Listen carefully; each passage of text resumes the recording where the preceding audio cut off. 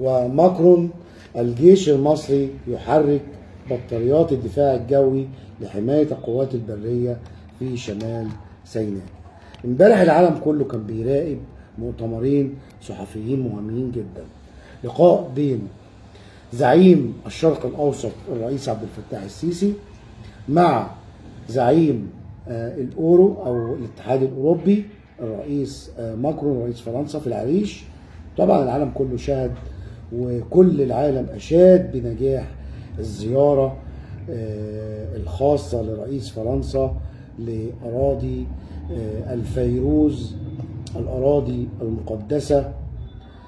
طبعا احنا عارفين في سفر الخروج قال ربنا قال: اقلع عليك أنك في الوادي المقدس. المقصود بالوادي المقدس هي سيناء. أرض سيناء هي أرض مقدسة اتروت بدماء شهدائنا وولادنا واخواتنا المصريين على مدار السنين. كمان شفنا لقاء رئيس الوزراء إسرائيل نتنياهو مع ترامب في البيت الأبيض. في صورة أنا عايز أوريها لكم. الصورة دي يا جماعة مستفزة جدا جدا، نتفرج عليها كده.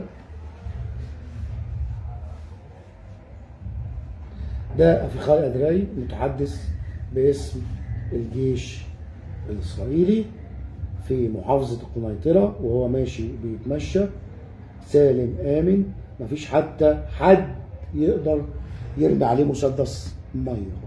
ده اللي احنا بنشوفه من أحمد الشرع إكس إرهابي أبو محمد الجولاني، وبيحتفل طبعا. والصورة دي عمرك ما هتشوفها في إعلام قناة الجزيرة ولا إعلام الإخوان الإرهابية اللي بيدفع لهم من المخابرات البريطانية لتشويه الدول المحترمة ذات السيادة. إنما الإخوان بيمجدوهم وبيعظموهم. طبعا عمرك ما هتشوفها في الجزيرة. إنما قناة الجزيرة قناة موجهة إخوانية، الغرض بتاعها هو تشويه صورة مصر.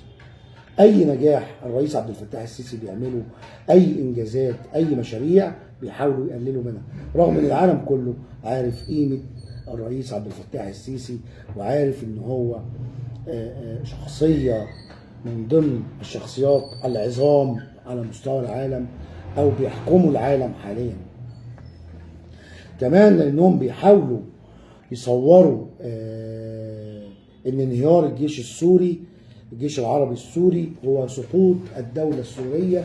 هي ثورة حققت أهدافها، ودليل أهدافها اللي شايفين أفخاذ أدرائي كان بيجيب إيه؟ بيعمل إعادة الأهداف، يعني اللقاء مع إعادة أهداف. كان بيجيب جول وبيتمشى عادي في سوريا ومفيش أي حد بيكلمه. إيه الفرق بقى بين مصر ذات السيادة وبين سوريا اللي بيحكمها داعشي أحمد الشرع؟ موقع أخبار العالم بتاريخ 19/12/2017 نشر هوريكم كده لحظة. نشر صورة اهي بهجوم من جماعة أو الجماعات الإرهابية على وزيري الدفاع والداخلية المصرية إنذاك. والحمد لله إن تم هذا الهجوم بشكل غير دقيق، ونشكر ربنا إن تمت نجاة وزير الدفاع والإنتاج الحربي الفريق أول صدقي صبحي إنذاك، ووزير الداخلية اللواء مجدي عبد الغفار. نشكر ربنا على سلامتهم. تخيل لو نجح هذا الهجوم. أنا أعتقد إن كانت الصورة بتاعت أفخاي أدراي دي كانت هتبقى في سينا. طبعا ضربوا الموكب بتاع وزيري الدفاع والداخلية بصواريخ كاتيوشا، والحمد لله فشل. والثوره اصلا اللي كانوا بيتكلموا عليها فشلت، اللي هم كانوا عايزين جماعات الارهاب الاخوان يعملوها في سيناء، وكل ده فشل بفضل قواتنا المسلحه المصريه الباسله، اللي دم ارض الفيروز اتروى بدمائها. دم شهدائنا في سيناء، سيناء في عينينا، غاليه علينا. كمان النهارده سيناء وضعها ايه؟ ظهور نظام الدفاع الروسي بعيد المدى اس 300 في ام، هوريها لكم دلوقتي. دي الروسيه اهي، ايدك ثابته.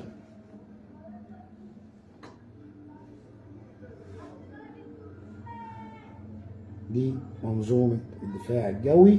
ويقال ان الاقمار الصناعيه التقطت الصور دي في شمال سيناء، وهذا النظام مصمم للتصدي للصواريخ البالستية، ودايما بترافق القوات البرية المصرية لتوفير الحماية الجوية خلال التحركات.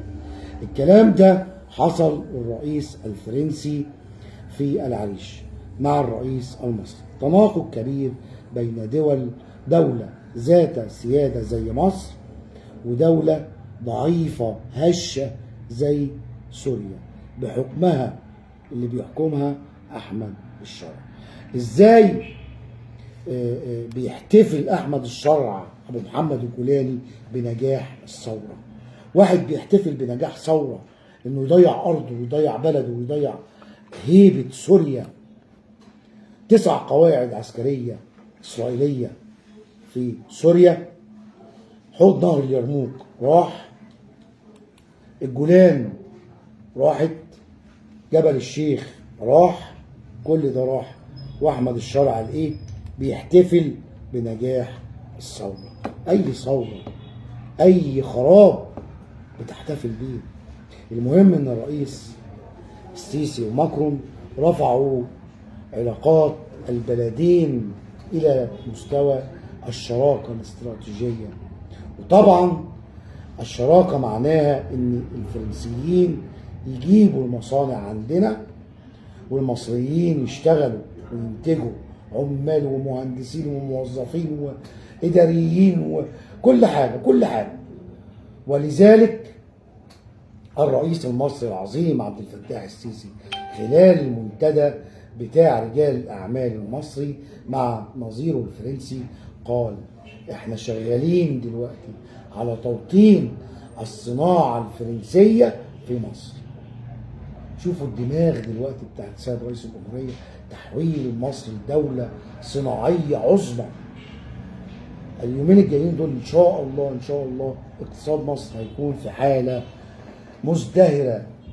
صدقوني احنا استحملنا كتير وان شاء الله حصاد اللي عمله الرئيس عبد الفتاح السيسي هنجنيه الخير والحياه كويسه.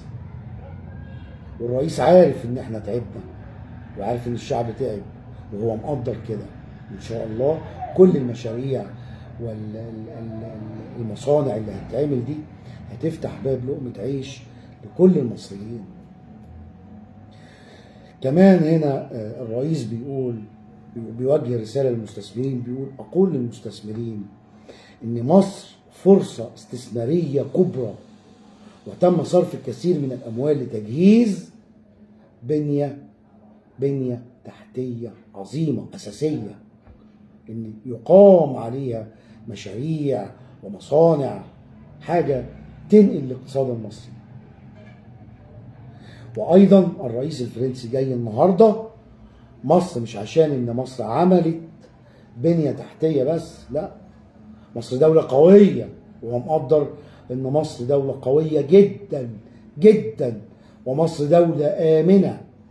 ومشي في شارع خان الخليلي بنفسه وشاف الأمن والأمان، شاف أهالي مصر الطيبين وهم بيحتفلوا بزيارته وبيرحبوا بيه مع فخامة الرئيس عبد الفتاح السيسي. وإن مصر كمان مؤهلة أن ينشأ على أراضيها المصانع. تتعمل عندك عادي مصانع. وزير الدفاع الفرنسي يعلن وصول أول طائرتين من نظام الرافال، من ماركة الرافال، من الدفعة الثانية لمصر، لأن وزير الدفاع الفرنسي وزير الدفاع الفرنسي بيعلن عن وصول أول طائرتين من الصفقة الثانية لطيارات أو الدفعة الثانية لطيارات الرافال لمصر. والتقى وزير الدفاع الفرنسي مع معالي وزير الإنتاج الحربية، مع معالي وزير الحربية والإنتاج الحربي الفريق أول عبد المجيد صقر. طبعا احنا عايزين نقول ان دي شراكة عسكرية. احنا النهاردة ناويين نصنع عسكريا ومدنيا مع فرنسا. خد بالك فرنسا عندها مشكلة كبيرة جدا، مقابل النفوذ اللي ابتدت تظهر بقوة، النفوذ الروسي، ابتدى النفوذ الفرنسي يقل في افريقيا. بس ماكرون جاي عشان عارف ان مصر على ايد الرئيس عبد الفتاح السيسي اصبحت البوابة الرئيسية لافريقيا. ترامب قال السيطرة على قطاع غزة وامتلاكه سيكون امر جيد جدا، وهناك دول مستعدة لاستقبال سكان غزة. ده الرئيس الامريكي دونالد ترامب. فهو بيقول ان في دول كتيرة مستعدة لاستقبال سكان غزة، وقال انه مكمل لحد ما يستلم القطاع ويحوله لمنطقة عقارية مثالية. بالمناسبة قال ما اعرفش عاوز تاخد، قال ان مصر مش عاوزة تاخد سكان غزة، في دول تاني احنا هنجيب دول تانية. فمثلا ماليزيا اعلنت استعدادها لتلقيها اهالي غزة. كمان في كلام عن توطين اهالي غزة في سوريا. ده اللي احنا بنشوفه حاليا. نتنياهو بقى نجح في حاجة مهمة جدا، الدعم الامريكي بلا حدود لتحقيق الانتصارات بالكامل في غزة. بس عشان يتم نجاح نتنياهو الكامل في غزة هنا عشان نبقى فاهمين هي خسرة الحرب، ولكن طول ما اهالي غزة مقيمين في غزة ما تحركوش، اسرائيل لم تنجح في هذه الحرب. حتى المسلحين اللي هم بتوع حماس مش بيعملوا عمليات زي الاول، يعني مش بيعملوا عمليات عسكريه زي الاول قويه. اخرها مثلا من اسبوعين والنتنياهو راح البيت الابيض عشان يحط الخطه النهائيه لضرب المفاعلات النوويه الايرانيه. لكن ترامب هنا قال له حاجه، قال احنا هنعمل مباحثات مباشره مع ايران يوم السبت المقبل، يوم السبت الجاي، وقال ان في اتفاق مع اسرائيل ان ايران لم تحصل على سلاح نووي. والايرانيين هنا بدأوا يلينوا شويه. الاتفاق مع الايرانيين او المباحثات هتبتدي يلينوا في التفاوض. هذا يعني انه حتى الان ان ايران ما ضربتش، امريكا مش هتضرب ايران دلوقتي. ملخص المؤتمر بتاع نتنياهو وبتاع ترامب ايه؟ اولا امريكا عاوزه تفض، يعني عايزه ايه؟ يعني عايزه تفضى بقى من مواجهه الصين في الحرب التجاريه على ايه؟ على الصين. عايزه تفضلها. ده شغل امريكا دلوقتي، عايزه تفوق. ولذلك ترامب قال لنتنياهو، قال له حاجه مهمه، قال له احنا بنعمل المباحثات دي مع الايراني، الجانب الايراني، وهم مش عايزين يمتلكوا سلاح نووي. المباحثات دي ستشمل تفكيك برنامج النووي الايراني، تخيلوا، بالكامل. ايضا نتنياهو هنا قال لترامب، قال له اسرائيل عندها مشكله مع تركيا، ده تركيا دي لسه ليها فيلم تاني، احنا متابعين مع بعض لحد ما نوصل. عاوزه تعمل قاعدتين عسكريتين في سوريا. ترامب قال له اوعى تزعل اردوغان، هقول لكم ليه بعد كده في نفس الحلقه. مفيش مشكله، سيب تركيا تعمل اللي هي عايزاه، ده اردوغان ده حليفنا، تركيا دي حليفتنا. مش اسرائيل اخذت القنيطره، مش اسرائيل خدت حوض نهر اليرموك، اسرائيل خدت درعا وريف درعا. مش اسرائيل دلوقتي المتحدث الرسمي باسم الجيش الاسرائيلي افيخاي دراعي بيتصور في قنيطره عادي وهو مبسوط؟ قال له ايه بقى؟ قال له يا عم بلاش طمع، زي ما انت خدت حته ما تسيب حته لتركيا. وراح مديله ايه؟ اماره. قال له دي ايران باعت بشار الاسد سوريا، باعت حزب الله في لبنان، باعت حماس في غزه، باعت الحوثيين في اليمن، وهتبيع العراق، دي ايران.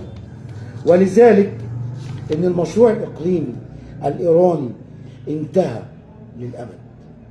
ايران ما عندهاش مانع ابدا ان هي تبيع اي حد مقابل ان امريكا ما تضربهاش. ماذا يريد؟ السؤال بقى ماذا يريد ترامب من ايران؟ اولا التخلي عن البرنامج النووي، ثانيا الابتعاد عن دعم روسيا في اوكرانيا، ثالثا تقليل الشراكه مع الصين. هل ايران هتوافق على الكلام ده؟ ايران مش هتوافق، ايران هتبصم بالعشرة. موافقه طبعا. نتنياهو قال تمام، قال لترامب تمام، تمام يا ريس، بس بشرط نتفق. طب ايه هو الاتفاق؟ قال له احنا سنه 2003 اتفقنا مع قذافي وتم انهيار البرنامج النووي الليبي، وفي اماكن في ليبيا اتضربت على مرأى ومسمع من العالم كله. فقال له اهم حاجه تخلي ان ليبيا تخلت عن البرنامج، فايران لازم تتخلى عن القوه بتاعتها. تخيلوا ايه اللي ممكن يحصل للنهايه لايران؟ اكيد هتبقى هي دي النهايه. وبالمناسبه لفتره قال لغزه مكان مغلق ومحاصر. نركز بقى هنا، الكلام ده بيقوله نتنياهو لترامب، بيقول له غزه مكان مغلق ومحاصر، ومش احنا يعني مش هم الاسرائيليين اللي بيحاصروهم، لا ده الجانب المصري اللي بيحاصره. شفتوا بقى نتنياهو بقى قلبه قلب خصايه ازاي على شعب غزه؟ انتوا عارفين الخطه بتاعت اسرائيل ايه؟ وخطه الاخوان نفس الكلام ده، هتلاقيه نفس اعلام الاخوان. دايما الاخوان بتشتغل لمصلحه الجانب الاسرائيلي. خونه خونه، ما لهمش وطن، ما لهمش بلد. قال له لا، ده الجانب المصري هو اللي بيحاصرهم مش احنا. طب ده انت بتضربهم بالشمال عشان تنزعهم للجنوب على الحدود المصريه. يروح واحد يجي جاي مصور المصابين على الحدود المصريه، وشوفوا الغلابه، شوفوا مصر مش عايزه تفتح لهم، شوفوا المصريين، شوفوا. طبعا ده امن قومي، امن قومي. اللعبه اللي بيعملها نتنياهو واعلام الاخوان محمد ناصر وعبد الله الشريف ومعتز مطر واسامه جاويش مش هتنجح، مش هتنجح. فاكرين الاول لما كنا بنقول يا جماعه ده 85,000 قتيل حرام، يقول لك لا الارض اهم من الناس، الارض اهم من الانسان. عارفين دلوقتي بيقولوا ايه؟ بيقولوا لا الانسان اهم حاجه، اهم من الارض. طب ليه تبيعوا الناس اراضيهم وتخلوا الناس تسيب اراضيهم؟ لان ده المخطط الاسرائيلي، والاخوان اصلا في الجانب الاسرائيلي نفس المصلحه نفس الكلام. نركز مع بعض. كمان اضاف نتنياهو قال الجيش الاسرائيلي مكمل الحرب لحين القضاء على حركه حماس تماما. بالنسبه لتركيا قال ايه؟ قال القاعدتين التركيتين اللي هيتبنوا يشكلوا خطر على مين؟ على الطيران الاسرائيلي. ولكن ترامب هنا قال له انا هتوسط ما بينك وما بين اردوغان لتقسيم سوريا، كل واحد هياخد حته وكله هيتراضى. سوريا خلاص بقت على المشاع، اللي عايز ياخد حته بياخدها، والجولاني هيمضي وهيبصم ولا يقدر يتكلم ولا يقدر يفتح بقه. ومع ذلك وصف زياره او الوصف العموم اللي حصل لزياره نتنياهو الى امريكا بالزياره المحبطه. نتنياهو مع ترامب زياره محبطه. ليه محبطه؟ لان نتنياهو مش عايز تفاوض مع ايران، هو عايز يقضي على ايران، عايز يشيلها من فوق وش الارض. هيئه البث الاسرائيليه قالت، هطلع لكم الخبر حالا اهو، بحب الكلام يبقى ايه موثق.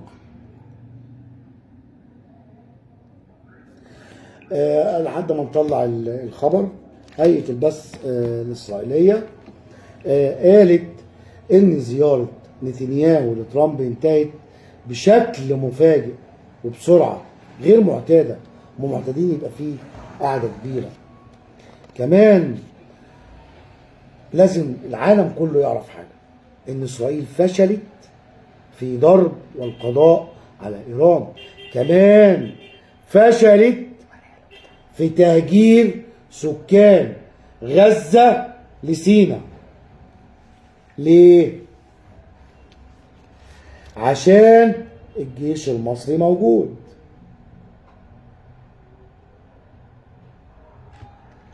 جيش قوي، جيش ليه كلمة في المنطقة. فاكرين لما كان السيد رئيس الجمهورية كان بيسلح الجيش وبيتنوع، بيجيب أسلحة من كل حتة، من فرنسا ومن ألمانيا ومن روسيا. طلع إعلام الإخوان ده الرافال دي طيارة فاشلة، الرافال دي ما بتعرفش تطير، الرافال دي رشة دواخل. ها فاكرين الكلام ده؟ طلعوا يتريقوا يعني. بعديها قطر تشتري نفس الطيارة، والطيارين القطريين يثبتوا فشل. سنة ونص بيتدربوا وما عرفوش، راحوا جابوا طيارين باكستاني يسوقوها. اما الطيار المصري اثبت التميز والكفاءة للطيار الرافال. ده الفرق بين المصري وبين اي جنسية تانية. كمان ان اسرائيل ما تقدرش تهجر سكان غزة لسيناء، ده يعتبر فشل نتنياهو في مخططه. محلل تركي بقى هنا قال ايه؟ هنا في محلل تركي اهو قال أنقرة أبلغت واشنطن إنها لن تتخلى عن قواعد عسكرية تسعى لإقامتها في سوريا. أردوغان لازم، هو بقى بيقول بقى هنا، لازم تحجيم الطيران الإسرائيلي. لن يتم تحجيم الطيران الإسرائيلي إلا ببناء قاعدتين في سوريا. التقسيم بقى، تعالوا بقى، كل ده أبو محمد الجولاني إكس إرهابي، أحمد الشرع رئيس سوريا الحالي قاعد يتفرج. إسرائيل، الجولان، جبل الشيخ، قنيطرة، حوض نهر اليرموك، درعا، ريف درعا، ريف دمشق، إسرائيل. 9 قواعد عسكرية. أما حلب، دمشق، أدلب، دول بتوع تركيا، بتوع أردوغان. وأحمد الشرع دمشق. شرق نهر الفرات، المنطقة الكردية، قوات قسم تبع أمريكا. هو ده حال سوريا. سوريا انتهت للأبد. ترامب ليه مقولة مشهورة قوي. انتوا عارفين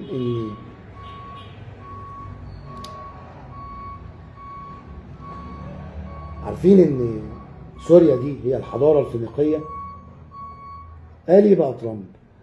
قال: هنأت الرئيس التركي رجب طيب أردوغان على أغزو سوريا، وقال: سوريا لن يستطيع أحد الحصول عليها وامتلاكها خلال 2000 سنة.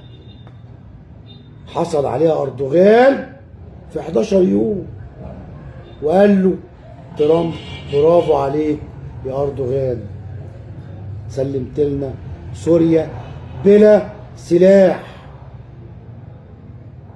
بلا مقاومة، بلا جيش. ده الفرق بقى بين الجيش المصري العظيم الباسل اللي بيدافع عن حدوده وعن وطنه وعن أرضه، وبين أي جيش في الدنيا. جيش مصر هو جيش له عقيدة راسخة، وهي الدفاع عن الأرض والعرض وحدودنا. أخيرا وليس آخرا، حافظوا على جيش بلدكم. ادعم الجيش المصري، ادعم الرئيس السيسي اللي رافع راس مصر والمصريين عاليا داخل مصر وخارج مصر. واوعى تسمع لإعلام الإرهاب الذي يبث من بريطانيا وقطر وتركيا. أخيرا وليس آخرا، نلتف جميعنا خلف القيادة السياسية الرئيس المحبوب عبد الفتاح السيسي، ونردد: تحيا مصر، تحيا مصر، تحيا مصر. بيكم وليكم، أراكم في فيديو قريب إن شاء الله. سلام، دمتم بخير.